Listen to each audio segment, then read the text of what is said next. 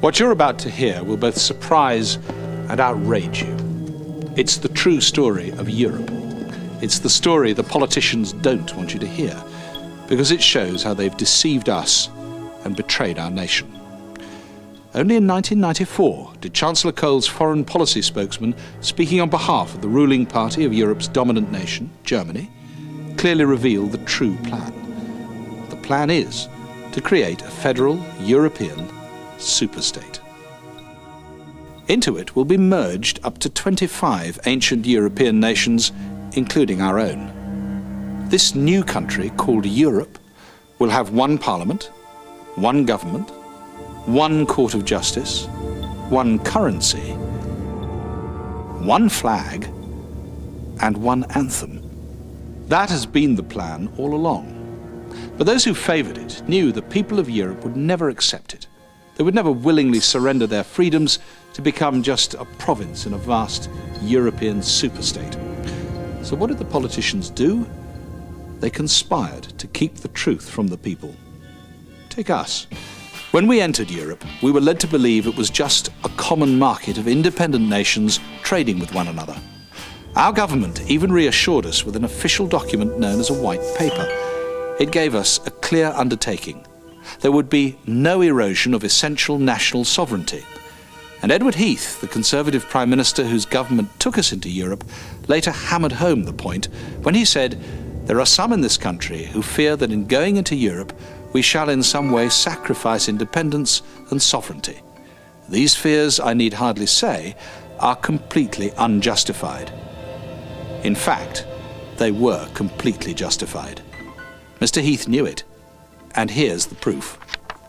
Well before these reassuring statements were made, Mr. Heath received this letter from Britain's then Lord Chancellor, the head of our judiciary. It spelled out in black and white that the surrenders of sovereignty are serious ones and ought to be brought out in the open now. But Mr. Heath and his colleagues chose not to bring these vital facts out in the open. Instead, they hid them from the British public, and the politicians continue to do so.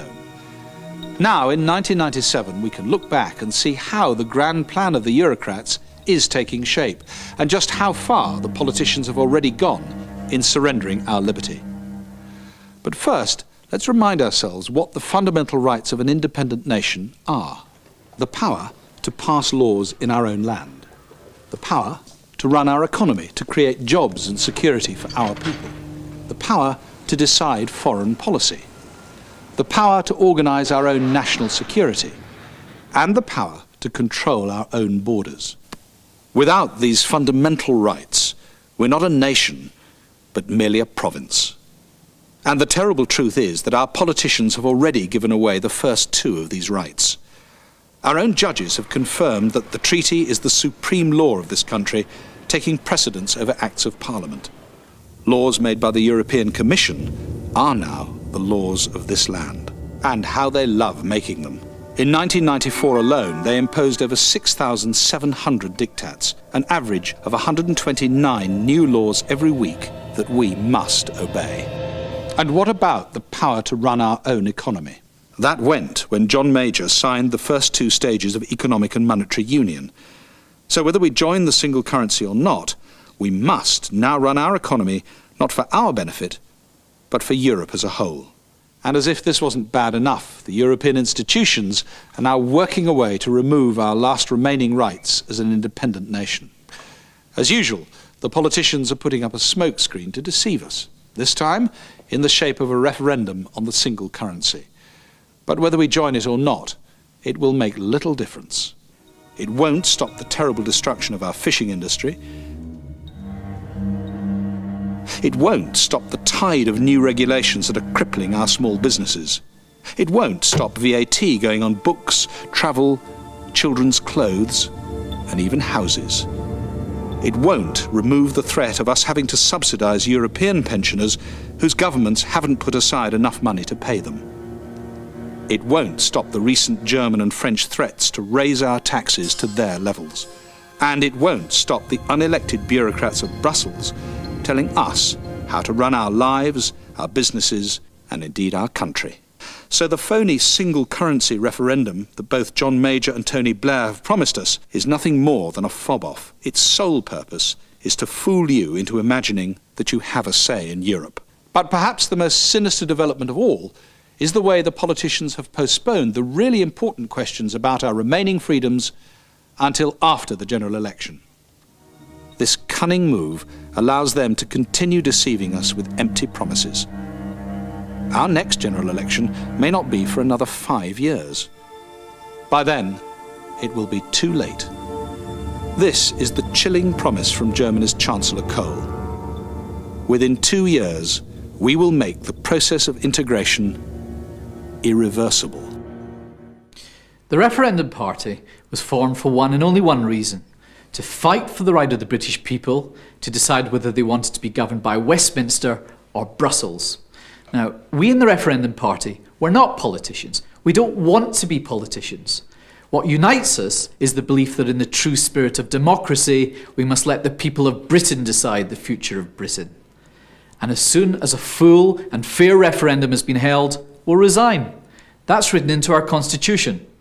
Now, some might ask, why support a single-issue party? But when you think about it, this is the only issue which counts. Every other issue flows from it.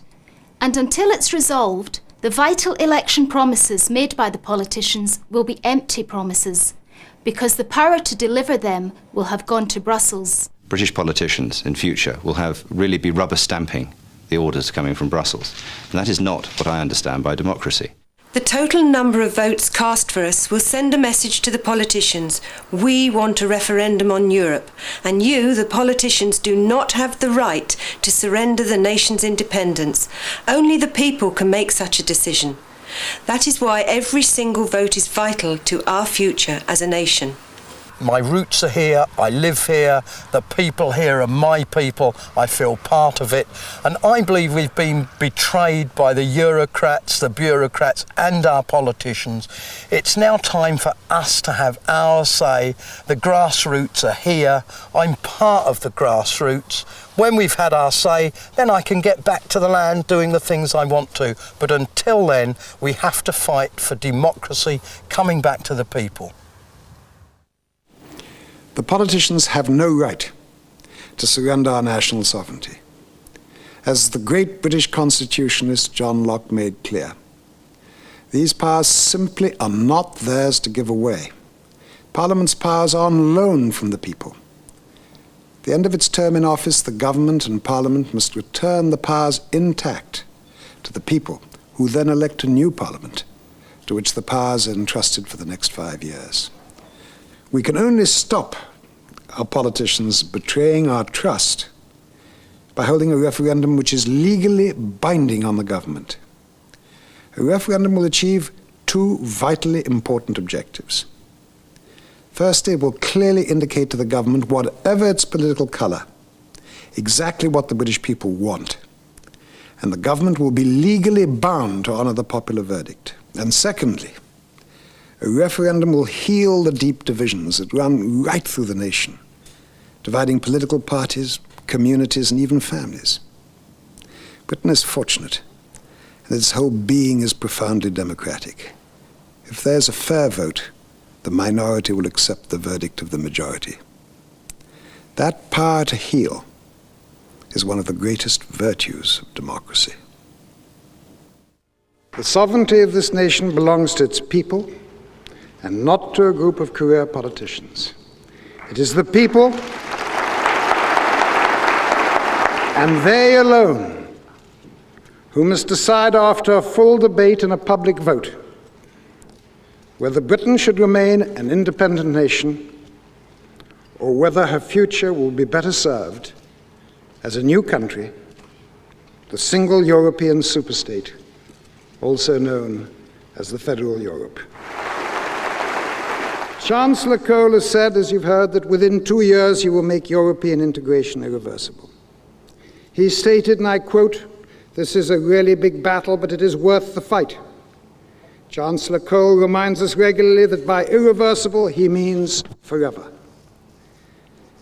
Let me make just one promise, just one vow. We, the rabble army, we in the Referendum Party, we will strive with all our strength to obtain for the people of these islands the right to decide whether or not Britain should remain a nation.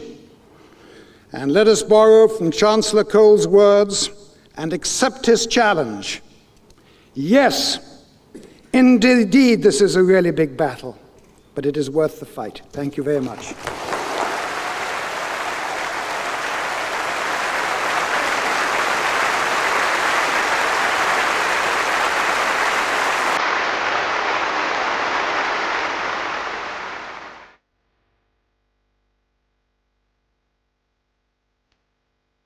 My support for Sir James's initiative is natural, for I am in harmony with the sturdy defence of our British Parliament, advanced by my predecessors in the Speaker's chair in the House of Commons. For me, to remain silent now would be an act of treason, for such cowardice would betray the noble heritage handed on to me by former speakers in the House of Commons. God bless your efforts as you battle for Britain. I wish you well.